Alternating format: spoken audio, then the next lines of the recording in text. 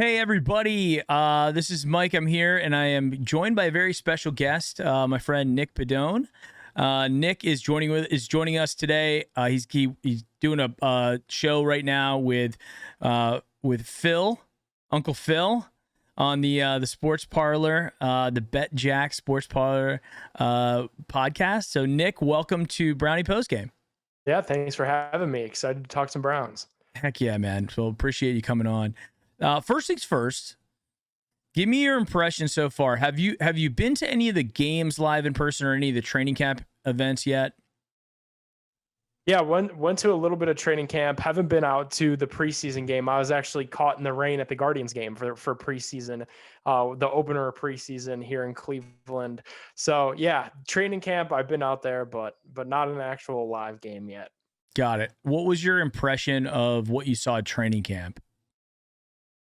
Yeah, I mean it's a completely new, it's a lot of new faces, especially on the offensive side of the ball. The defense, is majority the same. I know that there was a lot of talk about a new vibe and that there's a new vibe in town. I don't know that you could really feel any of that. It's good that the players keep talking about it, but I don't know that, that really translates to what could be seen from the sidelines and without having that, locker room kind of look. It's tough to see a different vibe, but offensively, I mean, they're splitting up time at quarterback between Jacoby Brissett and Deshaun Watson. When I was out there, now we do know that it is Jacoby Brissett that's handling most of the snaps with the starters. Deshaun more so with the scout team at this point. Mhm. And yeah, a lot of new faces on offense, but defense, it's the same core guys, which I think is good, and I think it's important for them for this coming season because the defense is going to have to carry them through some games here, especially early on without Deshaun Watson. Now, let me ask you this.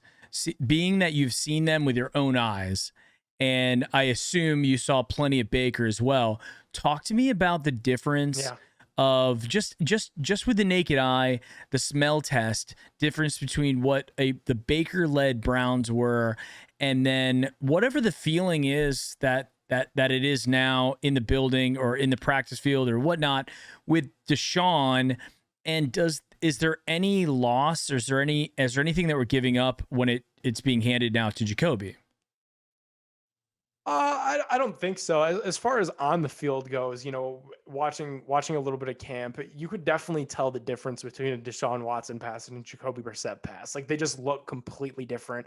Deshaun gets the ball there, he throws his receiver open, he does all of the intangible things on the field that you would expect and want out of a franchise quarterback. Where Jacoby is a little bit more of that game manager. He's going to make the safer throws. I will say I have been surprised and a little bit impressed that they've let Jacoby show off the arm a little bit. And obviously that was just in camp. So I'm excited to see what they do with him come preseason week 3 now.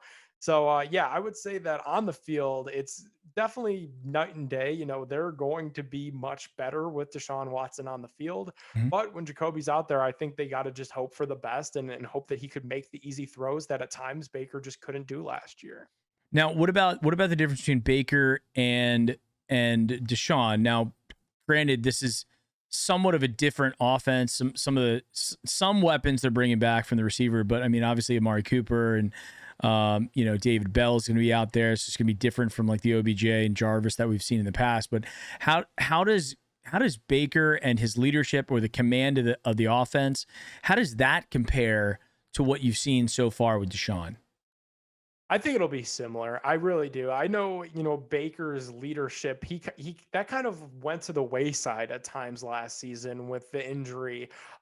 He had even said that he wished that there was more time for him to serve as that leader and to, really rally his team around, but he was too busy doing other things in the rehab room and, doing treatments and that sort of thing. So I don't think there's going to be much of a drop off there. The guys are really excited to have Deshaun Watson in that locker room. I think it's the reason we saw some of these big time free agents come back. I don't know that you have Jadeveon Clowney back without Deshaun Watson. Anthony Walker is one of the most popular players on the team. I don't know if you have him back without Deshaun Watson. So I think defensively, a lot of the guys are excited to just have an upgrade at quarterback, and hopefully that excitement can withstand the first 11 weeks of the season, because there are going to be times where we're going to wish we had Baker under center for the Browns. Now, let's let's unpack that a little bit, because now we've kind of have the emergence to a certain degree, of Josh Dobbs going out there looking really, really viable, at least as a backup, option for the Browns in the first 11 games. So if there's something that happens to Jacoby, either he gets injured, gets sick, like he can't qualify for a game because of Rona or something like that, or he just Jacoby plays himself out of a job because he's not performing. Do you think that we're going to be okay handing the ball to Josh Dobbs, or is it panic mode and go find something really quick? Yeah, I mean, a couple things, right? There's a lot of unknown with Josh Dobbs, and I think that's exciting. And having, been in this city for my entire life, I know how it works here. When the starting quarterback doesn't play well, it's very easy for those fans that have been camping out in the Muni lot since 9 a.m. to start chanting for the backup. And I do think that's something that we have to take into account into this season. We're going to be listening to the 850s of the world, the 92 threes of the world on a Monday after Jacoby Brissett doesn't look too hot. And there's going to be calls for Joshua Dobbs. That's just how it goes. There's a bit of an unknown with him. He is very athletic, and I think fans got a taste of that, and they enjoyed that in the preseason thus far, and probably will, continuing into this weekend with preseason game 3. As far as that goes, I do think that he is a third string quarterback for a reason. And I do think if you put him up against, top defensive lines in the league, can he run away from Calais Campbell the same way that he was able to run away from some of the, backups on Philadelphia? I don't know. I don't know the answer to that. I don't think that he can. I don't think he's Lamar. I don't think that he's Patrick Mahomes.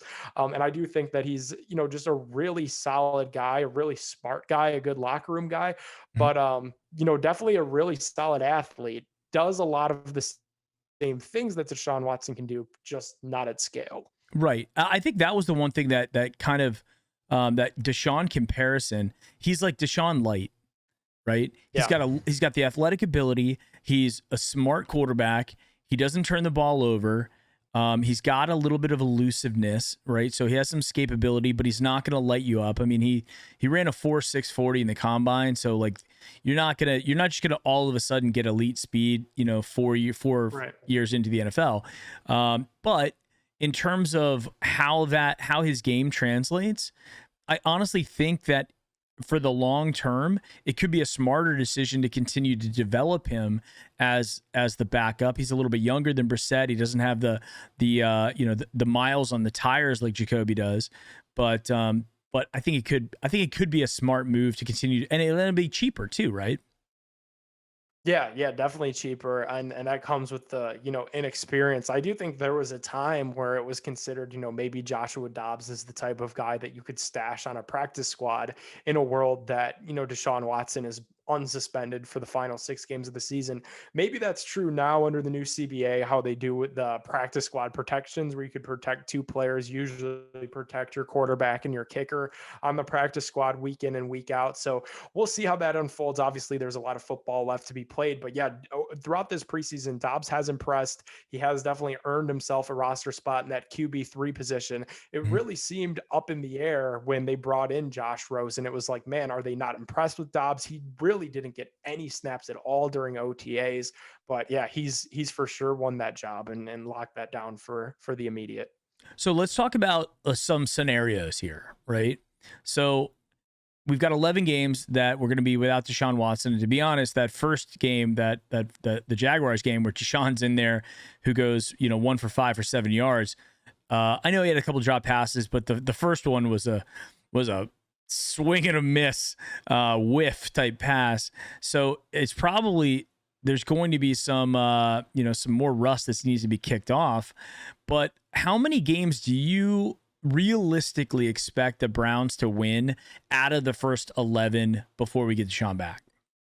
It's a good question. And I know the easy answer there, that everybody points to is through 11 last year with Baker Mayfield, who at the time was performing like a bottom 5 quarterback in the league. They were 6-5.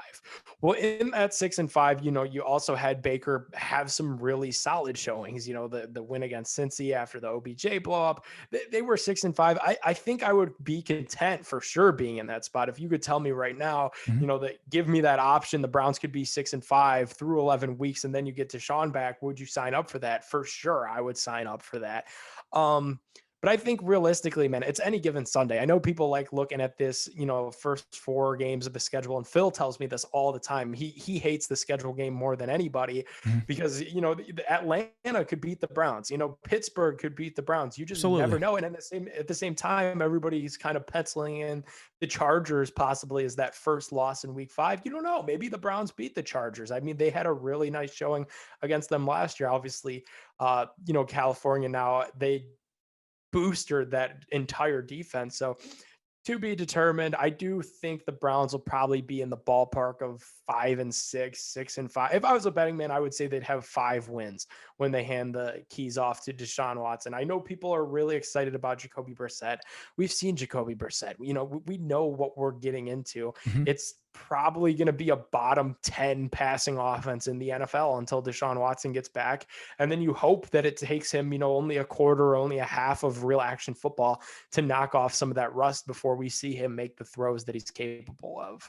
Right. So, and I'm 100% with you. I think 5 games is what we need to all set our expectations at.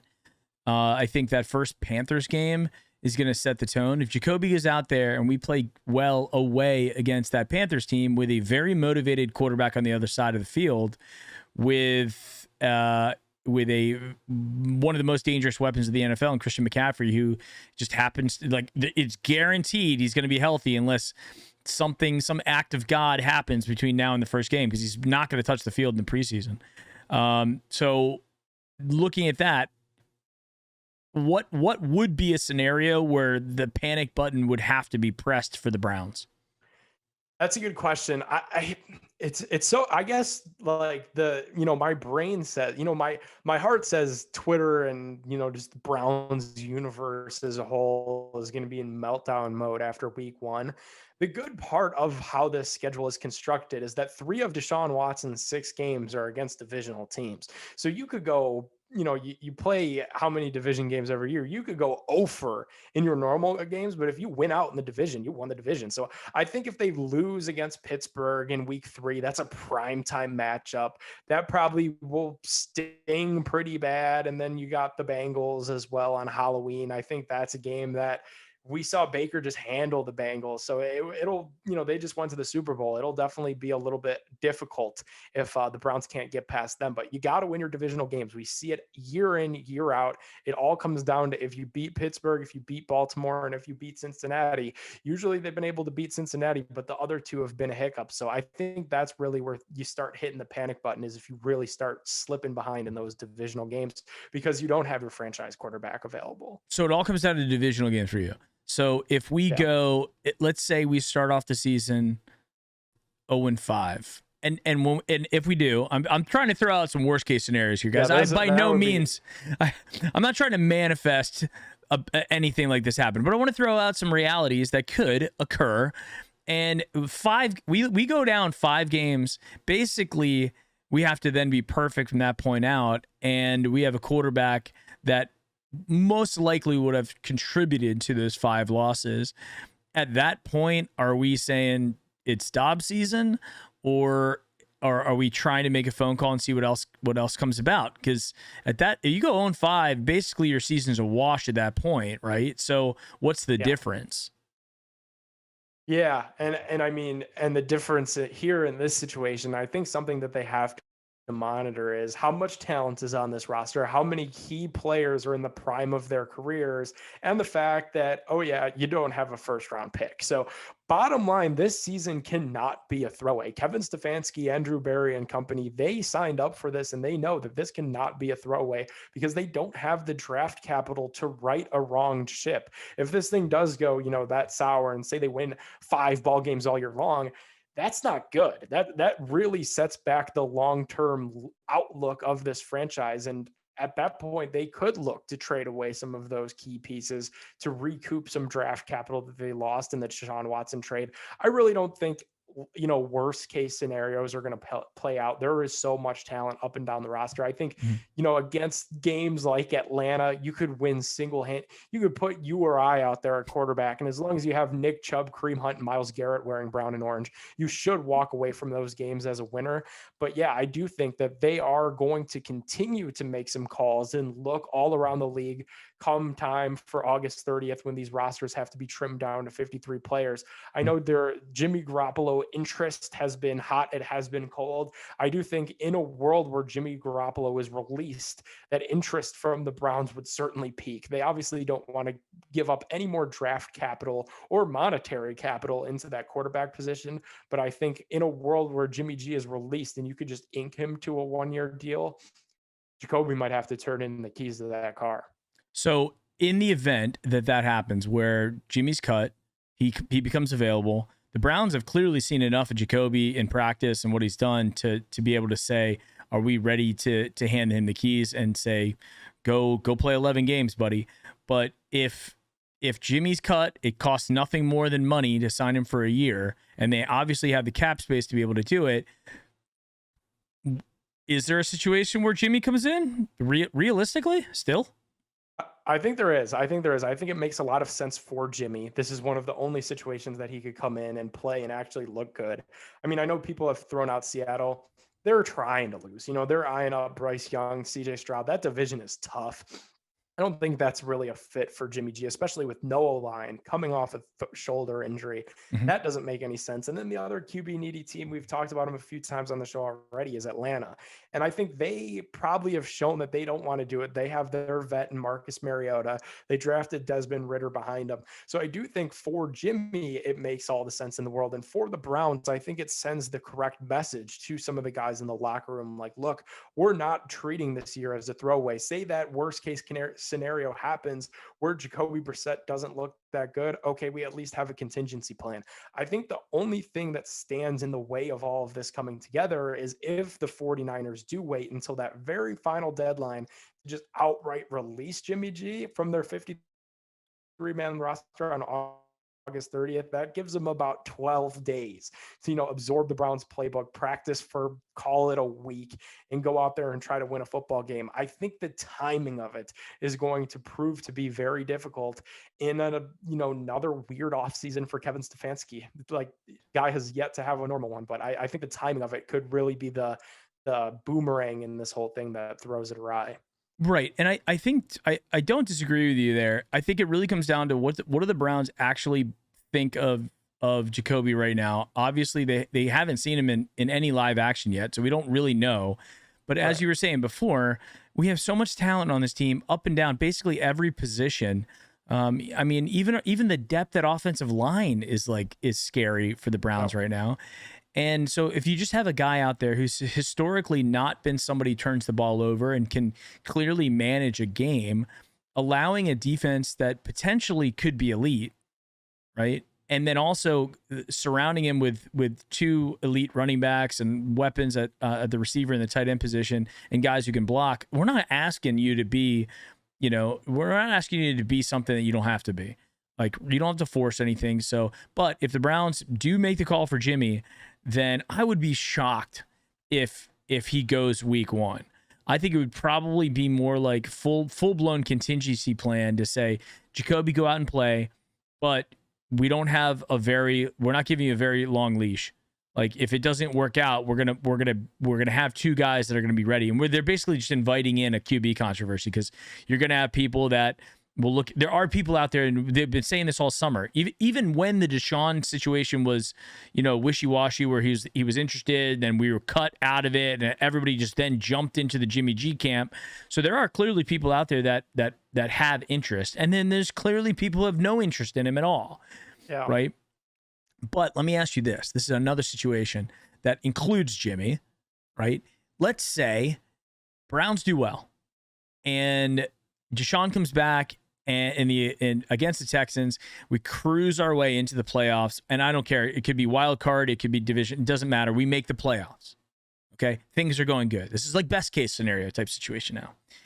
Who would you rather have as a backup in the playoffs in the event that we go into a game in the playoffs where Deshaun gets hurt? Are you comfortable with a legitimate chance at going long into the playoffs with Jacoby Brissett or Josh Dobbs, or would you feel more comfortable in that situation with Jimmy G being there?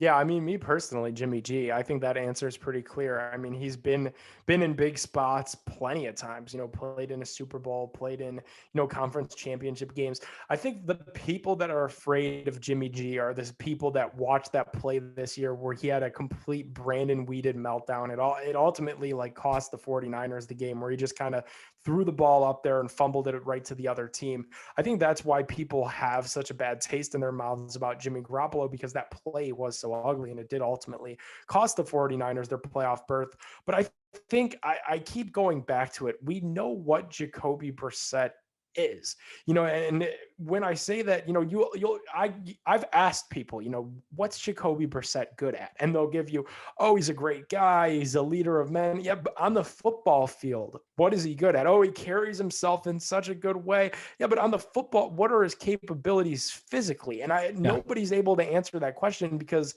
candidly, there aren't many. He is the true definition of a game manager, where he's not going to turn the ball over very much, but he's going to just try to make those safe throws. I guess this is hopefully the offense that's tailor-made for him to do that. You have guys that are definitely capable of getting open now with Amari Cooper, David Njoku, Kareem Hunt still in town. So I think that makes life on Jacoby Brissett a lot easier.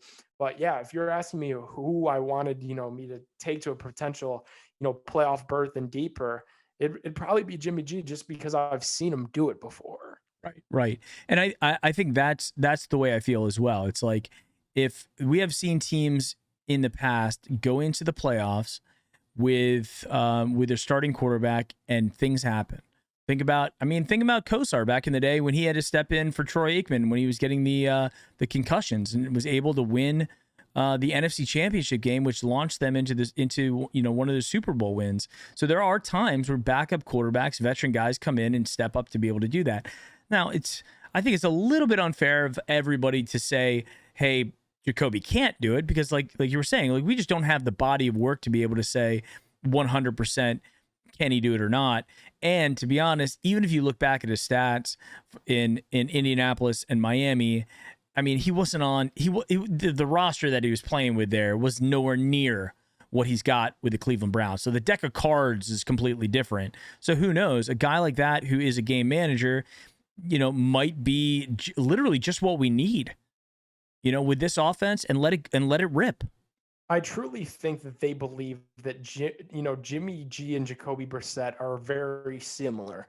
I truly think that that's the reason why Jimmy Garoppolo hasn't been brought in, and why they really haven't had much outspoken interest in him, is because I think that they believe that they're very similar, especially with an offense that is this stacked. I think they just think that they're kind of the same exact player. Yeah, and Which could be true. I hope they're right. I hope they're right. I know the sample size on Jimmy is much bigger, and that's why I feel much more confident in him. But I we'll see. I hope they're right. And that's the big argument. It's like, look, let's say we do bring in a Jimmy G. How many more games does that guarantee that the Browns will win? What's the delta between what Jacoby Brissett's going to give you, which I think you and I will both agree it's around 6 to 7 or 5 to 6 games. Anything above 5 games is good. Anything above 6 is golden, right? Now, if you bring in Jimmy G, like there's not a guarantee that you go from minimum 5 to minimum 6, right? Whereas if you brought in, another crafty veteran that's out there, you absolutely can say the ceiling for wins could possibly go up, but there just really isn't anybody out there at this point. I mean, it's like you look at the Giants, like they're actually entertaining Tyrod taking back over that job from Daniel Jones. So, I mean, there are veterans out there, but you got to look at it. We're in a very unique situation. We're renting Jacoby.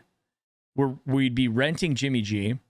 And it gives them an opportunity. And these guys, obviously, I mean, the market wasn't so hot for them that people were were banging their door in to sign him. So this could be like one of those feature years for these guys. Like go out there, show the rest of the NFL what you can do with a really stacked offense and a good team. Show them what you can do, and then sit back and collect your check while you watch Deshaun Watson finish out the season for you and see where it goes from there, right? So I think I'm definitely on the same page with you on that. Talk to me a little bit about Sports Parlor, the podcast with Uncle Phil Taylor, ex Cleveland Brown. Talk to me about how that whole thing came about, and have you known him for a long time? Was it more of like this was just tell me about the whole thing. How did it all go down? Yeah, definitely. It's I definitely didn't know him before this. So the completely new venture for both of us. Obviously I'm with BetJack, so it is, going to be Ohio Sportsbook. All things Ohio, that's going to be the spot for sports betting. I definitely wanted to be involved with that. I was very excited about that, to be kind of on the ground floor of sports betting in our state. And we wanted to launch a podcast. We know that's the easiest way to reach people, especially in sports fans. So in kind of vetting and thinking of ideas and wanting to own Ohio, who better than a guy that, played for the Browns, decided to stay here, had no roots here before that, but made Ohio home, still calls Ohio home, literally came here, got married, moved everything to Cleveland, went on to, have a few other stops around the league in Denver and in Washington. And then, ultimately just came back to Cleveland where he retired. So Mm-hmm. it's been super fun. We do a lot of, just regular sports talk like this. At the end of every show, we do our weekly bet segment, which is definitely going to take off in the NFL season. It did, throughout last year. So we're definitely excited to keep going on with that for another year. And yeah, that's the story of the Sports Parlor. It's been a wild ride. We're, excited to keep getting out places. We were at the Ohio Derby at Jack Thistledown race, just this past weekend. We we're at Saucy Brew Works down here in downtown Cleveland. So we're all over the place, and it's been a lot of fun. Now, how often do you do the show? And really, where are you hoping to take it? Like, where is it going long term? What's your vision for Sports Parlor? Is it going to be like a Pat McAfee type situation where you guys go nuts, or is it just kind of more of a way to get the word out for BetJack and hopefully start growing that user base there? Yeah, we've been doing it for almost a year now, which is crazy. I think the long-term vision of it, it isn't to take over for McAfee. We're not trying to beat out First Take, not trying to beat out Skip. I think we just want to be that local Ohio voice. I think people are very going to quickly realize in Ohio that a lot of these sports books that are going to come in, Barstool, FanDuel, DraftKings, they're going to come in with the same national message that they give everybody. And they don't know these people, because they're not from Ohio. So I think just that local Cleveland, Northeast Ohio sports talk that you're going to get on the Sports Parlor is really what we're after. We're really just after the Ohio people and the Ohio audience. And I think we've done a pretty nice job of that thus far. Now, before that, you were doing the Pedone My Take. You're still doing the stuff with Dave and Chris over with Big Play. Talk to me about how you got hooked up with those guys. Yeah, man, I've known Dave for a while now. So I was just blogging, doing a lot of blog work, and I was, blogging for Big Play, and then started doing some social media stuff for Big Play Reflog, just kind of behind the scenes. I wasn't even an on-air person. I was still in college. I was doing, Kent State radio, just kind of plugging away, trying my best to grow their show, grow the Big Play pages as much as I could. It was, a brand that I was super passionate about, and I just saw the potential and the brain of Dave, the influence of McNeil, and the way that they were connecting with some of the biggest guests in sports. I mean, before I even got on, they had, before I got on air, I should say, they've had Joe Thomas on. They had just so many big guys. They had like Oliver Luck on at the peak of the XFL, like pre-pandemic, like when they were getting that up and running. So they just had the biggest like guests and like such insightful interviews, and it was just going in a really positive direction. So I was excited to just help out in whatever way I could, and that was in the immediate social media.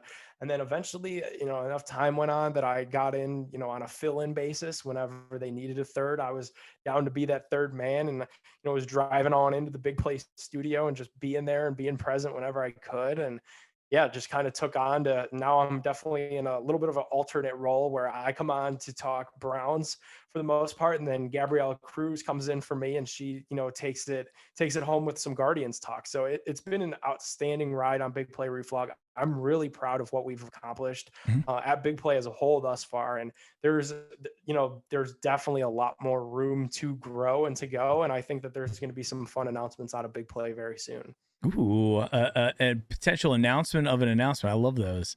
Yeah. I will tell you, those guys at Big Play, I have the most amount of respect for, and my channel here on YouTube, it kind of started off as, hype videos and stuff like that, and Chris and Dave they were always great about helping to amplify my content when I was, you know, I don't think I'm anybody now, but like even more of a nobody at that point. Yeah, And I feel it. you know how it is, like on Twitter, especially when there's probably, I don't know, 95% of Twitter have less than 1,000 followers, right? And for me to put out something that I was just truly passionate about, and I honestly made it for me, and I made it for my dad. And then when I put it out there, and Chris, when he retweeted like one of my first videos, and then my phone, like I had to tell him, I'm like, what do I do? Like, why is my phone's blowing up with an alert every 5 seconds with somebody? He's like, oh yeah, you got to turn that off. He's like, this is like the effect that the amplification does. But him and David have always been super nice to me, and I love those guys. So that's really cool that you hooked up with them, and things are going well there too. Yeah, they're great. I think there was that void in, Cleveland sports media of, there's so many media personalities, and then you get the group of the wannabe media personalities of the bunch, that kind of just walk around with their nose in the air. So I think Dave and Chris kind of bring in that just humble guy that just wants to drink a beer with you and talk about the Browns. That's truly how they are. Like they will literally, last year we did a show with Jamie Gill and the Scottish Hammer at Sibling Revelry Brewery out in Westlake, and the place was absolutely shut down. It was packed. It was shoulder to shoulder. We were doing a live show. Obviously, everybody wanted a picture with Jamie, a signature from him. And people were just coming up to Dave and me and Gab and just chatting it up. And it was such a great time. And they're just so great. And yeah, like I said, couldn't be prouder to be a part of it. Now, I would also consider you guys with you and Chris and Dave. So you guys are all part of like the I would consider you like really part of the nucleus of Cleveland media. Really, even though it's more like independent kind of content creation, you're not on a major network like like ESPN or Fox or any of that kind of stuff, or directly tied to the team.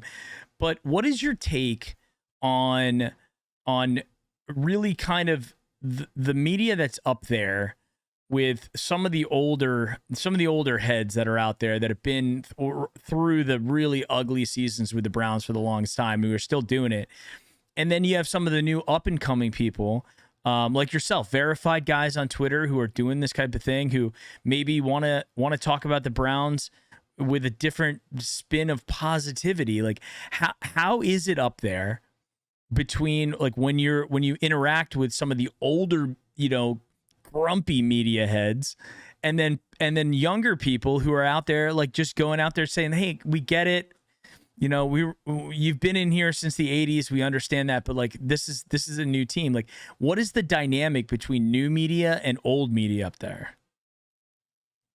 I think it's good. I really do. I think it's a good dynamic. I think the older media has their, they're right and they're established. And, I think you see that in some of the quality of work that gets out there. I see it a lot, with some of the, just younger crowd. You see some of the content that gets put out, and it's like, what the hell are we doing with this? Where, you could read a Mary Kay article, you could read a Tony Grossi article who I worked with when I was at ESPN, and they're clean, they're concise, they're to the point, they give you nuggets of information throughout them.